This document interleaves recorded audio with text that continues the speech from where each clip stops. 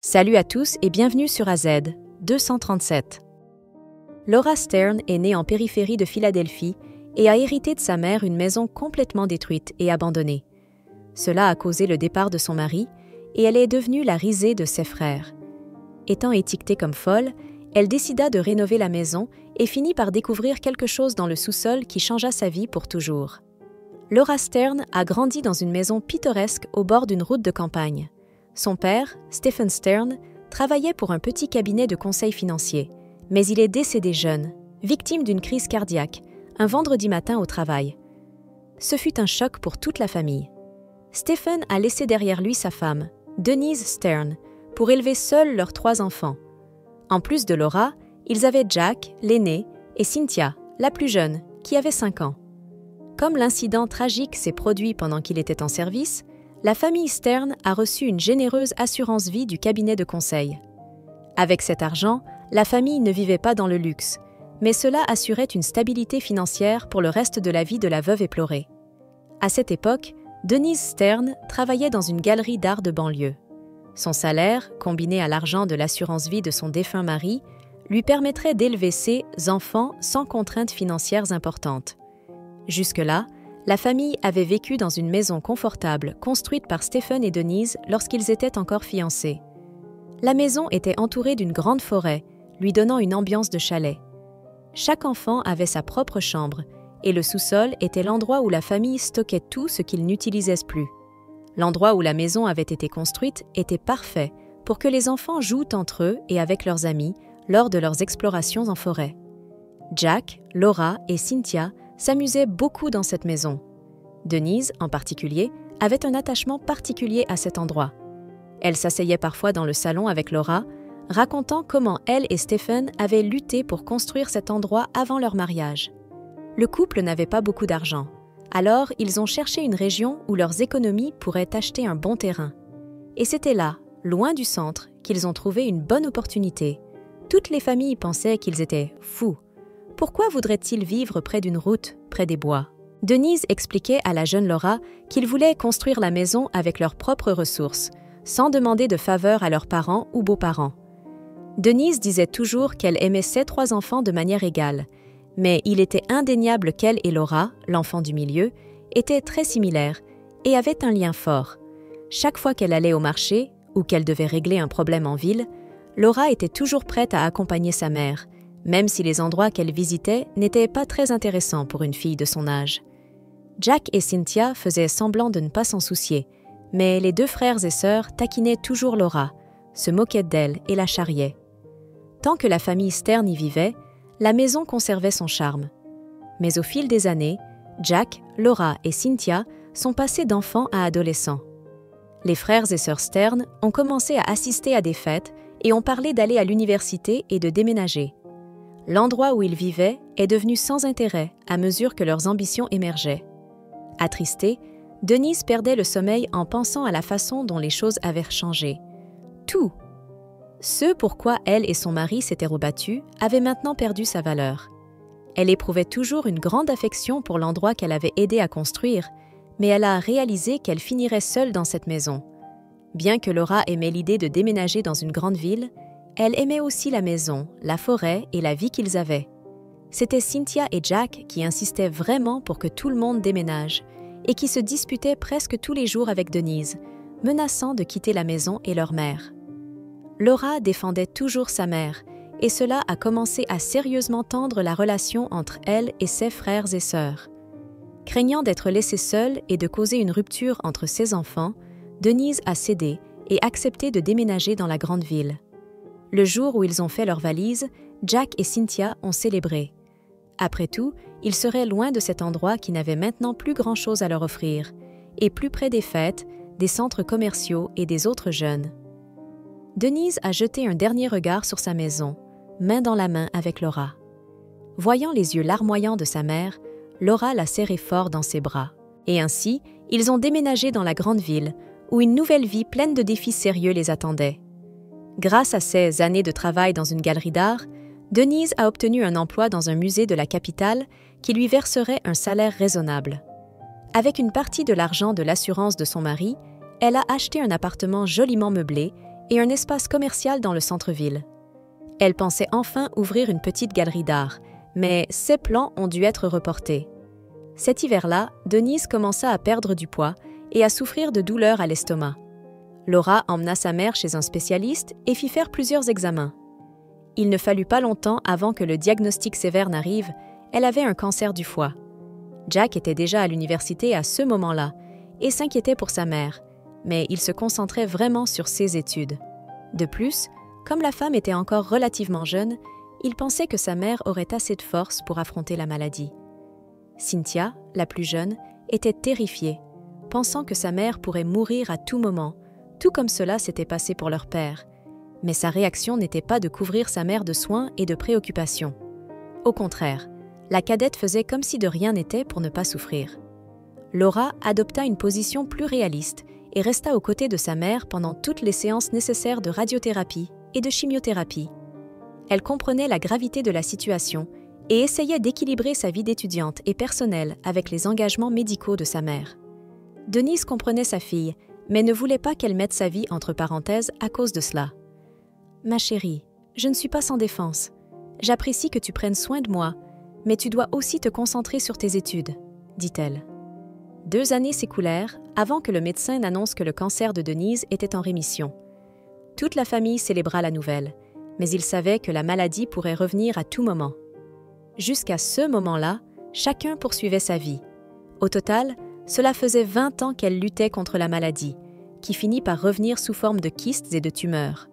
Au cours des 3 dernières années, la situation s'aggrava vraiment, obligeant Denise à arrêter de travailler, vivant uniquement de ceux qu'elle avait économisés au cours de sa vie. À cette époque, Jack était marié pour la 2e fois et ses 3 enfants étaient adolescents. Cynthia avait abandonné 2 universités et travaillait dans la vente en ligne. Et Laura était toujours mariée et vivait avec Jerry, mais ils n'avaient pas d'enfants. Elle était une fille dévouée qui rendait visite à sa mère presque tous les jours, que ce soit à la maison ou à l'hôpital. C'est pendant cette période que son mari commença à se sentir mal à l'aise face à l'absence de sa femme, laissant la maison pour lui s'occuper de tout. Mais un matin d'automne, Denise ne se réveilla pas. Laura était avec elle, et ce fut le moment le plus triste de sa vie. Les funérailles furent belles et respectueuses, rassemblant les 3 enfants, les petits-enfants et quelques vieux amis de la vieille dame. Quelques semaines plus tard, l'avocat de la famille les rassembla dans son bureau pour lire le testament de Denise Stern. Jack, l'aîné, hérita de l'appartement du 15e étage en ville, une propriété bien entretenue où Denise avait vécu les 20 dernières années de sa vie. Jack était comblé de joie, et tous les frères et sœurs pensaient qu'il était juste qu'il hérite de l'appartement. Après tout, c'était lui qui avait trouvé cet endroit pour Denise. Cynthia hérita de l'espace commercial au centre-ville, qui était actuellement loué à un commerçant. La femme aimait le choix de sa mère, car elle pouvait maintenant avoir un magasin physique pour son entreprise. Lorsque ce fut au tour de Laura, l'avocat hésita quelques secondes puis continua.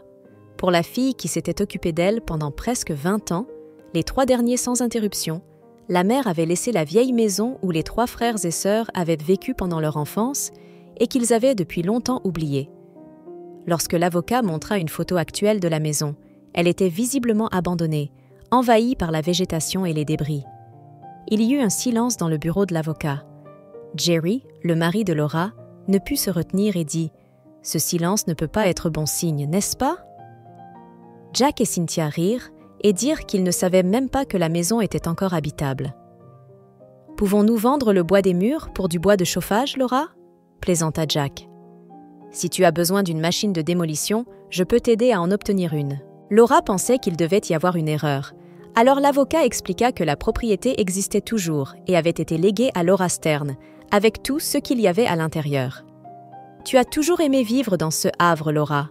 J'espère que tu aimeras conduire sur la route et utiliser une serpillière. » se moqua Cynthia.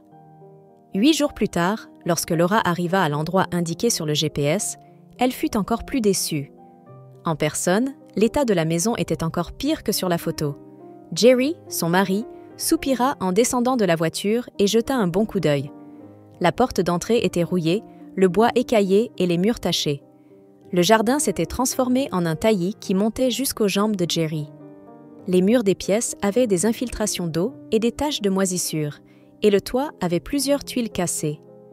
Si Laura était déçue, son mari était furieux.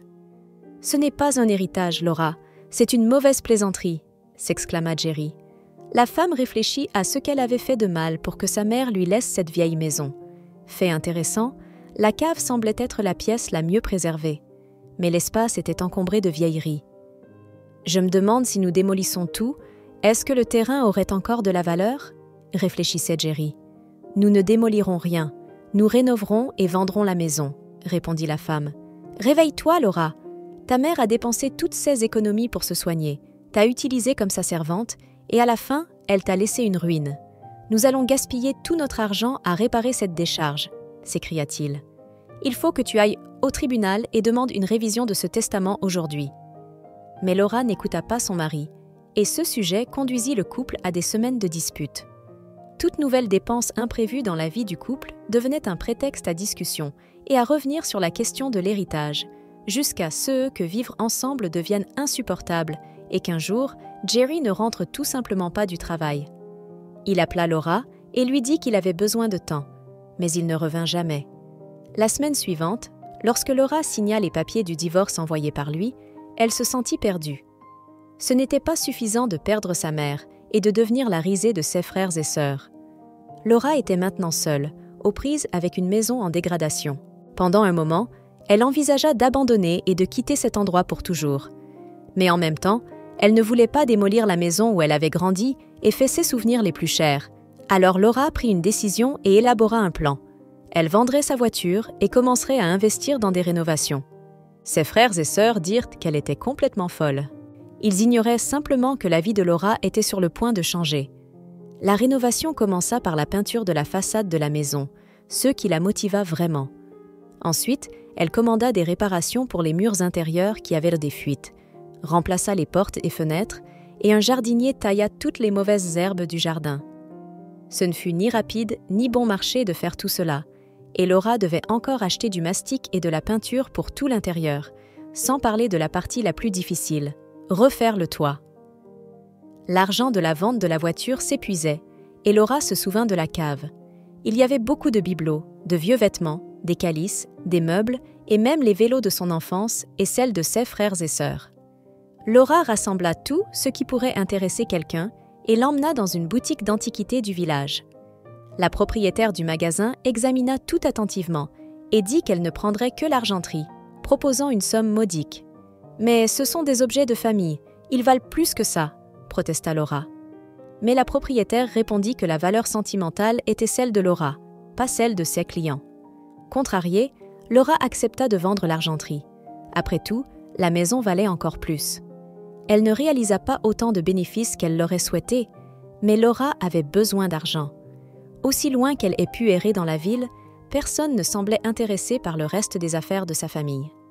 Pendant une pause café, elle apprit l'existence d'une boutique d'antiquités dans une ville voisine, à 45 minutes de bus.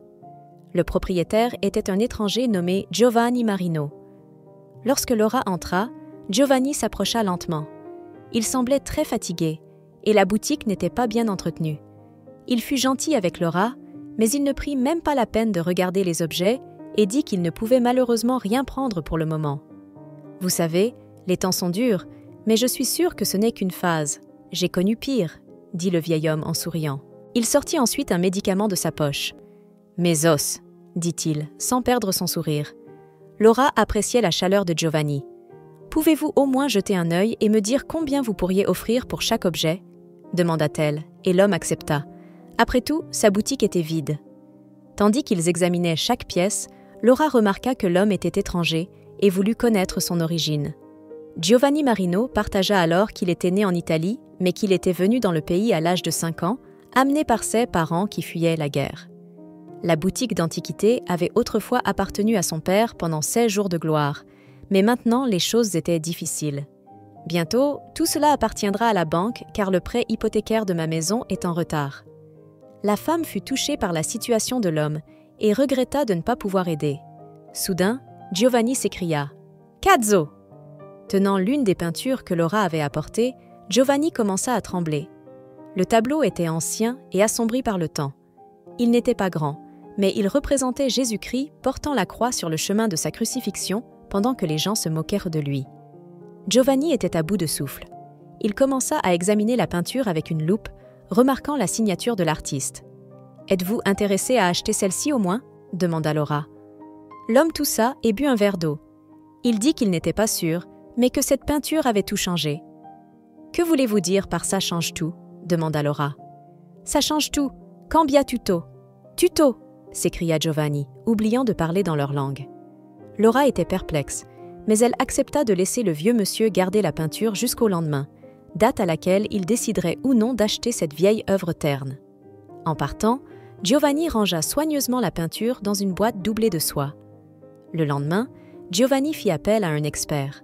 Avec une inspection rigoureuse et minutieuse, l'expert examina la peinture depuis longtemps oubliée du sous-sol de Laura. Giovanni observait anxieusement, se rongeant les ongles. Après 6 heures d'examen, le rapport révéla que la peinture était une œuvre originale créée par un artiste nommé Ceni di Beppo il y a 700 ans. Giovanni avait reconnu la signature de l'artiste.